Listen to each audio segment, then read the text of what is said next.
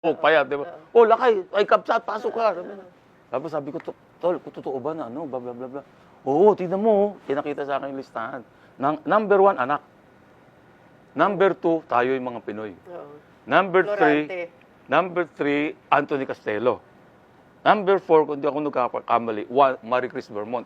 1, 2, 3, 4 na yun. Yes, yes. Kaya parang lumakas yung loob ko na, uy, kahit na medyo matalo ko rito, meron akong pwesto rito. At least pangalawa o pangatlo o pang-apat man lang, sabi ko, pwede na to.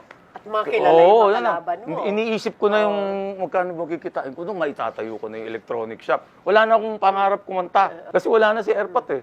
Ako nang bubuhay lahat ng mga kapatid ko dahil panganay ako eh.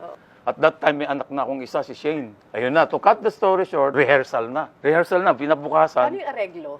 Ayun na, si Mang Doming ang pinili ko. Okay. Kasi ikaw mamimili, nakalagay doon, sino ang gusto mong arranger sa kanta mo? Sino ang gusto mong interpreter? Actually, sa interpreter, nagkagulo pa eh. Ayaw nila akong payagan ako kumanta ng anak eh. Pinapapili ako sa mga superstar na, na singer. So sabi ko, bakit ho sila ang kakanta? Hindi ho nila kayang kantahin yung kanta ko. Ganun ako. Very innocent yung sagot ko eh. Ay, hindi, magagaling na singer yan. Sabi, ay, hindi ho eh. Ako lang ho marunong kumanta ng kanta ko kasi ako po yung kanta ko eh. Kaya mo bang kumanta sa 10,000 audience? Sabi, folk arts, di ba? Sabi ko, sir, matagal na po akong kumakanta eh. 17 pa lang ho ako kako. Kasi hindi ka pa kilala. Oh, hindi, kasi nga, baka nga naman mabulilyaso yung buong Metropop, di ba? Dahil pagkakita ko ng 10,000 tao, masak ka, di ba? So, ayaw nila. Alam mo, ginawa pala nila, nagpadala sila sa Olongapo. Tinanong yung mga tao, ito ba talaga singer ba talaga to rito?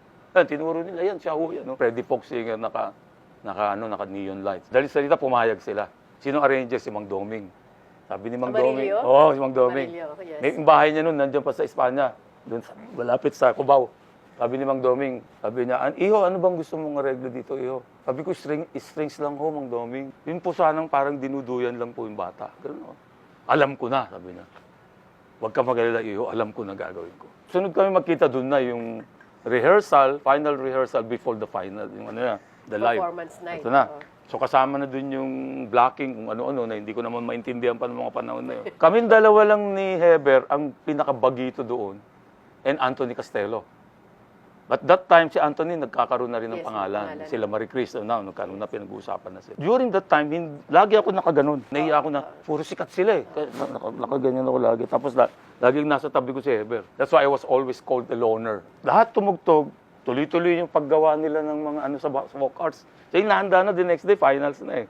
May naglilinis, may nagpipintura, may nagdedekorasyon, pak, ang ingay. Ayos yung set. Oo, kumakanta sila, tapos ako naman ang magre-rehearsal. Binulungan ako ni Mang Doming. Sabi niya, bata, huwag kang kabahan. Kayang-kaya mo yung mga yan, sabi ni Mang Doming. Pinasok ko na yung gitara ko, intro.